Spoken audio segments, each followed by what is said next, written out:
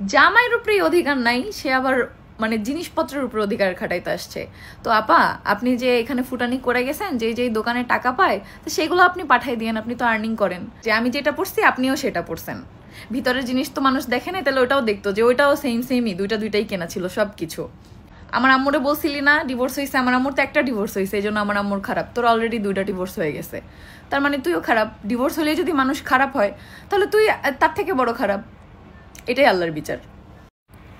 আচ্ছা, একজনের লাইভ দেখলাম, সেই লাইভের হচ্ছে কিছু অ্যান্সার আমি দেই।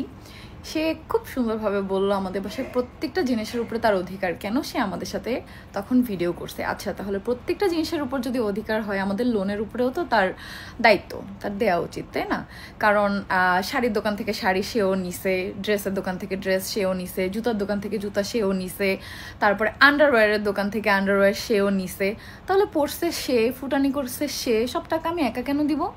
তো সব কিছুর উপরে যদি ভাগ থাকে, ফার্নিচার যখন কেনা হয়েছে, খাটে ঘুমাইছে সে, তারপর হচ্ছে আলমারিতে কাপড় চোপড় রাখছে সে, ড্রেসিং টেবিলে সাজছে সে, সব কিছুই করছে, সব কিছুতেই তার অধিকার। তাহলে এখন টাকা কেন আমি একা দিব? কেন সে 50% টাকা দিবে না? সমান সমান যদি সব অধিকার হয়, তাহলে সমান সমান ভাগ কেন হবে না? মানে ফুটানি করে গেছে, গাড়িতে ঘুরে গেছে, ফোন চালায় গেছে, সব কিছু করে গেছে, এখন যখন আমরা একটা প্রবলেমে পড়ছি, এখন সব কিছু দিব আমরা, টাকা পয়সা লেনদেন সব দিব আমরা, কিন্তু তাকে সেই প্রোডাক্টগুলো পাঠিয়ে দিব। মানে লজ্জা লাগে না এগুলো বলতে, যে এই বাসার প্রত্যেকটা জিনিসের উপরে তার অধিকার? তাহলে কেন আমি একা ঋণ দিব? আপনি যেহেতু সমান সমান সব কিছুতে অধিকার, তাহলে আপনি অর্ধেক ঋণ পাঠিয়ে দেন, তারপর আমি আপনার প্রোডাক্টগুলো দিয়ে দিব। আর নয়তো নির্লজ্জের মতো এগুলো চায়েন না। আমি মানে জগতে নির্লজ্জ মানুষ খুব কম দেখছি। এত কিছুর পরেও সে লাইভে আমাদের নিয়ে কথা বলে, মানে আমাদের কথা না বললে লাইভে তার চলেই না, লাইভ কেউ দেখে না। আমার কথাগুলো শুনতে অনেক খারাপ লাগবে, কিন্তু একটু ভেবে দেখো আমি কথাগুলো সত্য বলছি নাকি মিথ্যা বলছি। হ্যাঁ, প্রত্যেকটা জিনিস বাজার যা করছি, সে কি খায় নাই?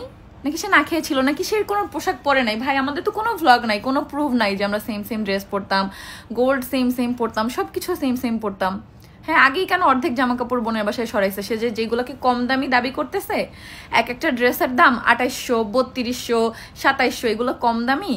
তাহলে সে যে ড্রেসটা প্রথম আমাদের বাসায় পরে আসছিল, ওইটা কয় টাকা দামের ছিল ভাই? আগে সে কয় টাকা দামের পোশাক পরতো? 2700-2800 টাকা দামের ড্রেস কম দামি? মানে এদের নিয়ে মানে আমি কোনো কথা বলতে চাই না, আমি কোথাও কিছু বলিও না, কিন্তু প্রত্যেকটা লাইভে আমাদের নিয়ে ঘ্যান। ভাই, তোরে নিয়ে কমেন্ট আমাদেরও করে মানুষ, আমরা ওগুলো পাত্তা দিই না। কিন্তু তোর আমাদের নিয়ে কমেন্ট না পড়লে ভাত হজম হয় না, আল্লাহ বিচার তোর করবে, তুই দেখবি।